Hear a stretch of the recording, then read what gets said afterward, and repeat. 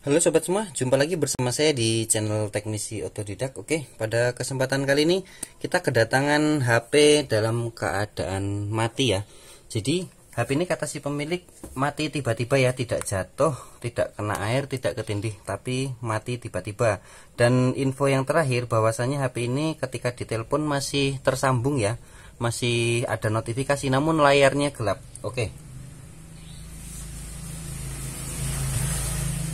Bagaimana untuk penyelesaian HP-HP yang kasusnya seperti ini, kita akan bedah di sini ya. Oke. Di sini kita akan persiapkan dulu untuk USB doktornya.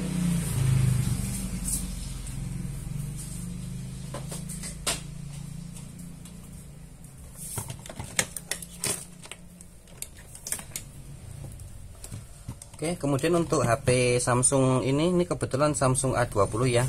Ini portnya Type C.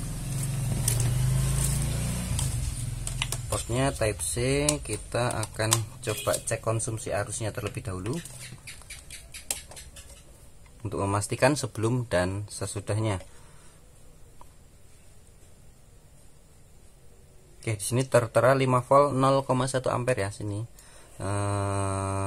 Sementara kita akan bongkar dulu ya, karena di sini di 0,1 ampere dia tidak ada tanda-tanda getar ataupun logo cas ya, benar-benar HP dalam keadaan mati, tidak tampil. Kita akan bongkar dulu untuk mengetahui penyebabnya. Di sini kita bongkar dari mulai slot SIM tray-nya terlebih dahulu. Kita amankan untuk SIM card-nya dan kita buka dari samping ya. Kebetulan A20s ini lumayan mudah bongkarnya ya. Lumayan mudah karena bahannya bukan kaca ya. Kalau kaca untuk tipe Samsung itu agak beresiko, yang dikhawatirkan bisa pecah ketika kita ingin melakukan cek ataupun analisa ya, sangat berisiko. Tapi berhubung ini bahannya plastik jadi ya masih aman. Kita bongkar dulu.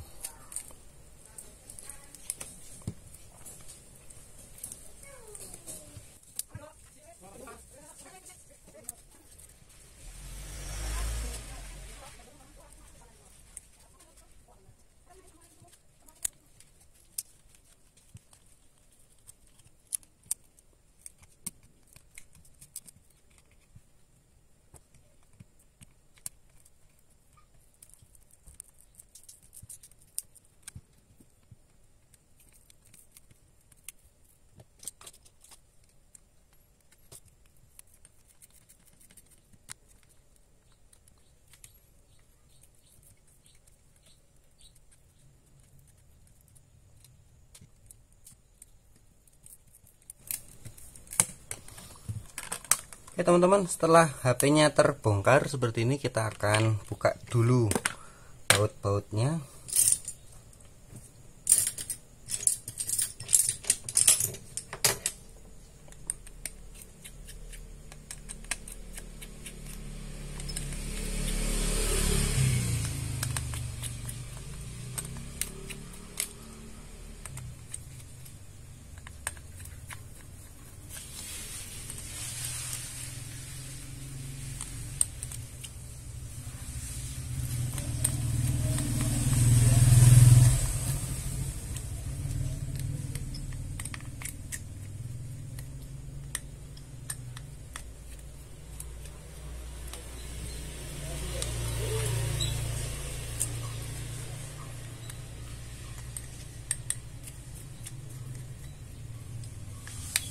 Ya, oke teman-teman, jadi di sini HP Samsung A20 ini belum pernah diservis ya, belum pernah dibongkar. Ini baut-bautnya dia tidak ada segelnya ya.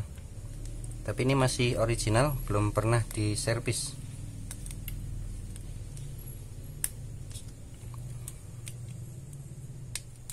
Oke, kita lanjut buka tulangnya.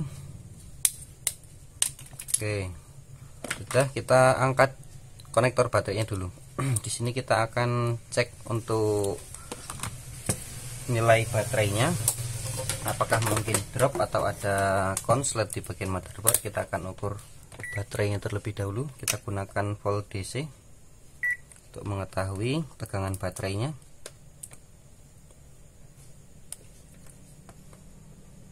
Oke, sini baterainya normal yang 4 volt. Kita akan cek dengan menggunakan multitester analog untuk mengetahui apakah di jalur vibatnya mungkin konslet atau enggak.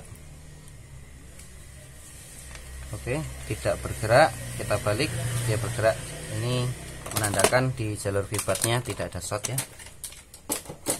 Oke, kita pakai jurus termudah dulu, yaitu yang pertama kita lakukan lepas pasang konektor-konektor terlebih dahulu ya, seperti ini. Fleksibel penghubung seperti ini kita lepas, kemudian kita pasangkan lagi.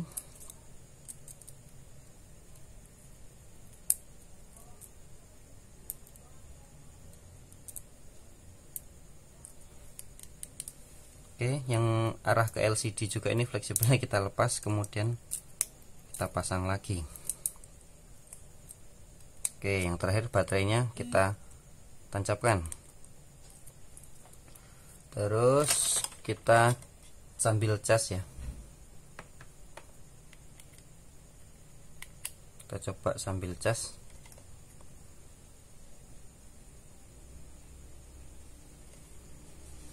Tidak terbaca.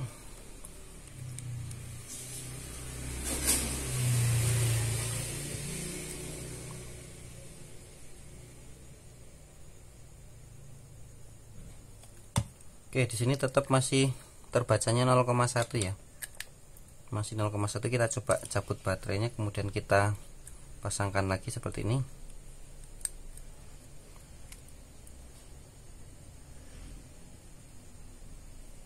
Oke, masih nggak ada tanda-tanda.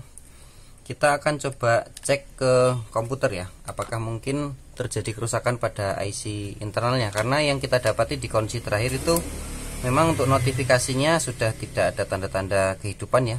Seharusnya dia masih bunyi, karena tadi sebelumnya sudah saya tes, saya lakukan panggilan, dan ternyata juga sudah tidak ada tanda-tanda kehidupan ya. Oke, kita akan coba cek menggunakan komputer dulu. Oke, sekarang kita akan cek ke komputer dulu ya. Kita akan cek. Di sini kita sudah persiapkan untuk device manajernya. Nanti kita akan cek koneksinya di sini ya. Kalau nggak connect, biasanya itu yang rusak IC internalnya ya. Ini kita nggak usah pakai baterai.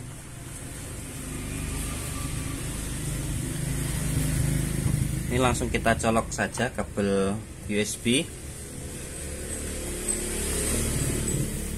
Oke. Lihat di sini tidak ada tanda-tanda koneksi ke komputer ya. Kita coba tancapkan baterainya. Oke, tetap tidak ada koneksinya. Kita sekarang akan cek menggunakan power supply ya. Kita akan cek konsumsi arusnya. Untuk kasus MMC biasanya kalau dicek di power supply itu untuk ampernya konsumsinya gantung ya, atau tidak apa ya, tidak normal. Jadi bisa dikatakan nanti ampernya hanya stuck di konsumsi di sekitar 100 sekian ya. Kita akan cek dulu di power supply. Ini dia power supply-nya sudah saya siapkan. Kita akan cek seperti ini ya. Sebentar, saya akan coba cari kabel power supply-nya yang biar bisa sambil nge-record ya, karena tangan kiri saya megangin HP. Oke, ini dia kabel power supply-nya sudah saya koneksikan ke power supply ya. Ini sudah saya hubungkan ke kabel power supply yang ini ya. Oke, sudah saya hubungkan. Sekarang kita akan cek untuk konsumsi arusnya, apakah benar kerusakannya ada di MMC. Kita bisa ketahui dengan cara menggunakan koneksi komputer ataupun power supply ya. Setidaknya dia nanti akan terbaca untuk konsumsi arusnya. Kalau pakai power supply biasanya kita sudah bisa menganalisa ya kasus kerusakan IC MMC atau IC internal. Memang jenis kerusakan untuk IC seperti itu tiba-tiba ya.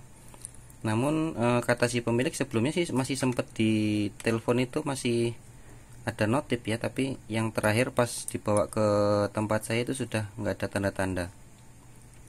Ini tancapkan dulu. Nah, ini sudah terpasang ya. Oke, sekarang kita akan coba cek di power supply. Ini agak miring gini ya biar kelihatan nanti konsumsi arusnya berapa. Ini sambil kita tekan on ya. Jadi untuk menghidupkan atau perintah tombol power ini itu ada di kedua pin kuningan ini ya. Ini kita akan sambungkan, kita bypass pakai pinset ya. Kita sambil perhatikan di power supply-nya ya untuk konsumsi arusnya berapa. Oke, lihat di sana terbaca 100 sekian ya, kita lepas untuk pinsetnya. Dan benar saja di sini terbaca untuk konsumsi arusnya ya, ini gantung ya. Dia hanya di 0,100 sekian ya. Tidak mau naik lagi ke 200, hanya stuck di dia stuck di 0,100 ya. Ini ciri-ciri kerusakan IC internal atau IC MMC ya. Jadi biasanya untuk kasus seperti itu memang karena usia pemakaian HP ya. Usia pemakaian HP yang sudah mencapai limit atau batasnya itu biasanya memang sering mati tiba-tiba seperti ini ya. Jadi buat teman-teman yang punya HP, kalau kiranya usianya sudah 2-3 tahun itu, kalau bisa sesegera mungkin ya data untuk diamankan, karena kalau sampai data penting ada di HP kemudian mati, ini kalaupun mau di repair IC MMC nya, kalaupun masih bisa ya, kalau nggak bisa itu ganti, itu pasti datanya hilang. Jadi buat teman-teman yang punya HP sudah umur 2 tahun atau lebih ya, itu segera diamankan datanya. Jangan terlalu jangan terlalu banyak dan jangan terlalu memposisikan HP sebagai penyimpanan yang paling aman. Jadi teman-teman harus punya backupan. Syukur-syukur di backup ke akun Google ya, ke Drive, maupun punya backupan di komputer ya. Kalau data penting itu kalau disimpan di HP, takutnya seperti ini kasusnya, mati tiba-tiba. Kalau udah seperti ini nggak ada pilihan, ini hanya ada 2 kemungkinan. Kalau masih bisa di repair IC-nya, kalau masih kuat, itu pun datanya akan hilang. Apalagi kalau ganti, itu positif datanya hilang. Maka dari itu teman-teman harus punya backupan ya, punya salinan di Google Drive, akun Google ya, ataupun di komputer, biar data teman-teman itu yang penting itu nggak hilang ya. Mungkin untuk analisanya ya, triknya seperti itu. Sebenarnya dibilang mudah sih nggak mudah ya, lumayan sulit karena kita butuh alat bantu yang cukup mumpuni untuk mengetahui kasus kerusakan tersebut. Buat teman-teman yang sudah nonton, terima kasih ya, semoga bisa diambil manfaatnya. Salam teknisi otodidak.